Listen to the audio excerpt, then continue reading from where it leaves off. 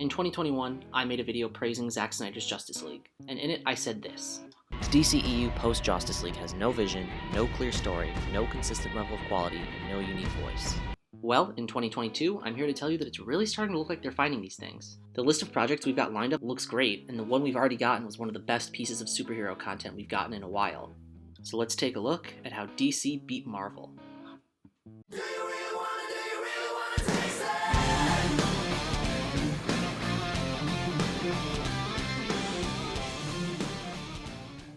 Now, if you know me, you know I love Marvel. So this isn't coming from some DC fanboy that hates everything Marvel produces. And I hope that despite my 10-minute video praising Zack Snyder's Justice League, you can see that I'm clearly not a Snyder bro.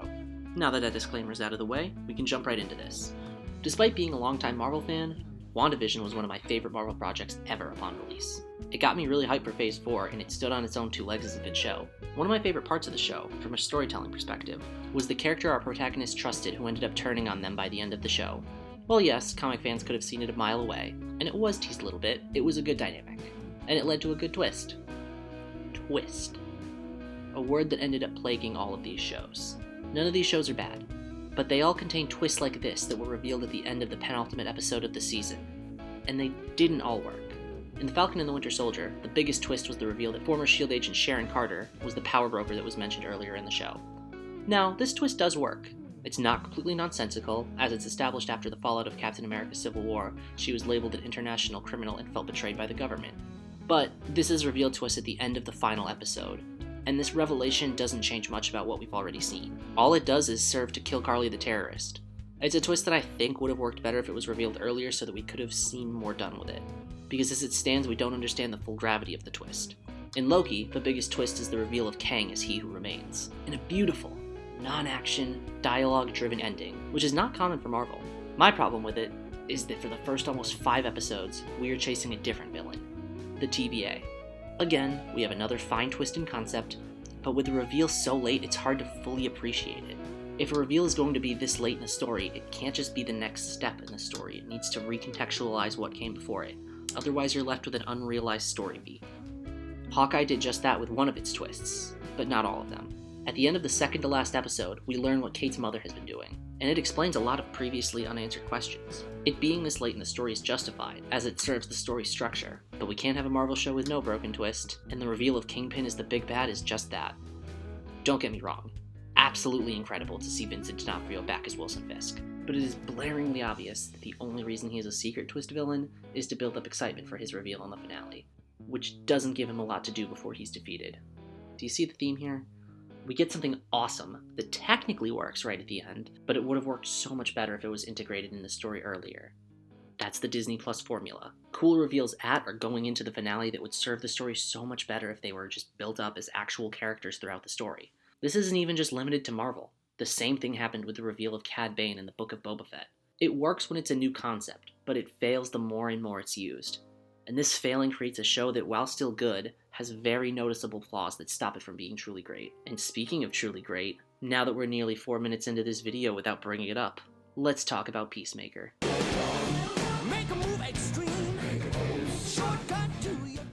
2021's The Suicide Squad was an incredible film.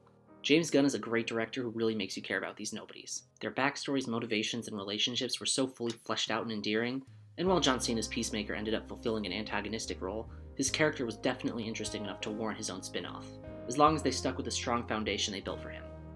And they did. The Suicide Squad depicts Chris Smith as a cocky killing machine who wholeheartedly believes every vile act he commits is all in the name of peace. He clearly views himself as a superhero and thinks less of characters like Bloodsport, who were painted as less heroic prior to the events of the film. These aspects of his character are all transferred over to the show, and it makes it feel like a natural continuation of his story. James Gunn also put in the legwork to take Peacemaker from his antagonistic portrayal to a protagonist you want to root for.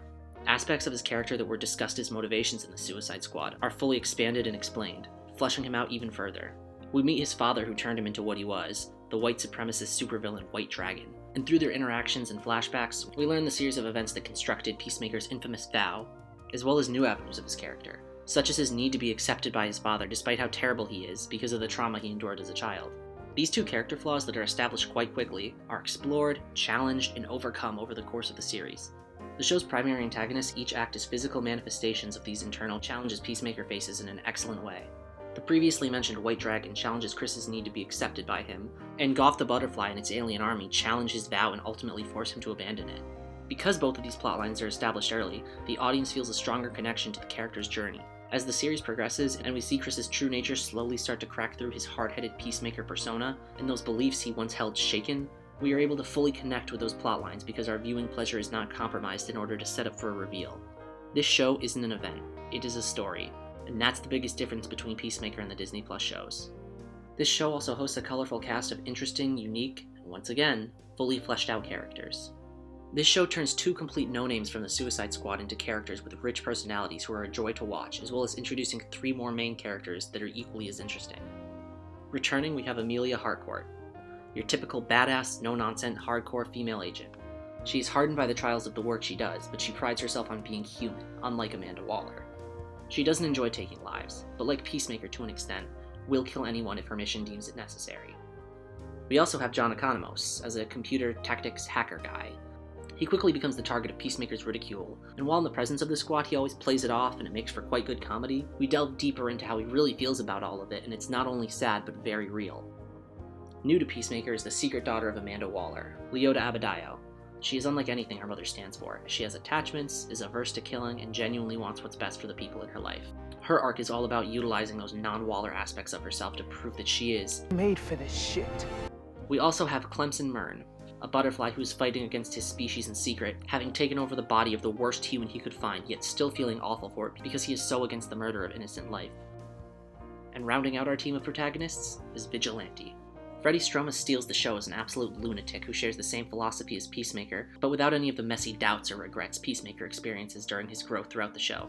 He's a great foil and my absolute favorite character. And this is our main group of protagonists. We actually get characterization in show of all the antagonists, whether it be Detective Song and Fitzgibbon, who are working inside the lock to capture Peacemaker, as he is an escaped convict according to the record, Augie Smith, Chris's racist supervillain of a father, or Goth, the main butterfly who will do whatever it takes to achieve their goal, no matter how many men, women, or children they have to kill to get it. I'm emphasizing the show's great character work not because the Disney Plus shows don't have it, but rather they only have it to a certain extent. A lot of the characters in those shows don't have 3 dimensions. Many antagonists like Carly from The Falcon and the Winter Soldier, and Ravonna from Loki, aren't the deepest. Many side characters like Jack from Hawkeye or Joaquin from The Falcon and the Winter Soldier suffer from the same issue. Even a character like Kingpin gets very little actual development because they are saved for an end of episode 5 reveal. The leads of these shows get so much character development, but it doesn't extend to the whole cast like it does in Peacemaker.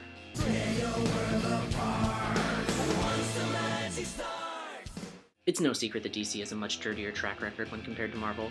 Marvel consistently pushes out products of quality, and even though I've highlighted my biggest gripes with the Disney Plus content, I still believe all those shows uphold that standard. So how did DC manage to, in my opinion, dethrone every single television product Marvel put out in 2021 on their first go? The short answer is James Gunn. When it comes to these superhero shows, none of them have the same level of passion James Gunn put into Peacemaker. Gunn fully embraced DC and all the oddities it is made of.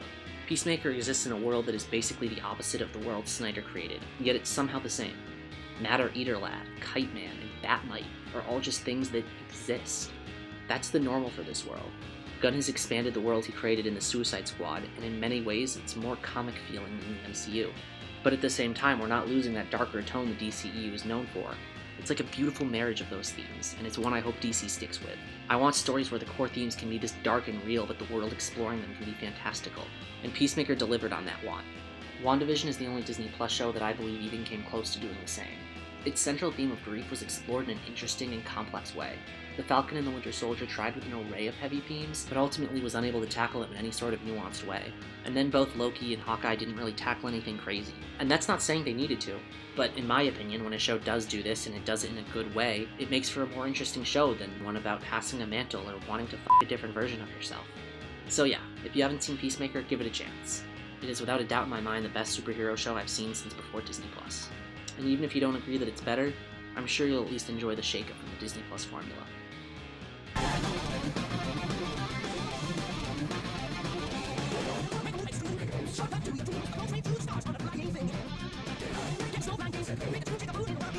Make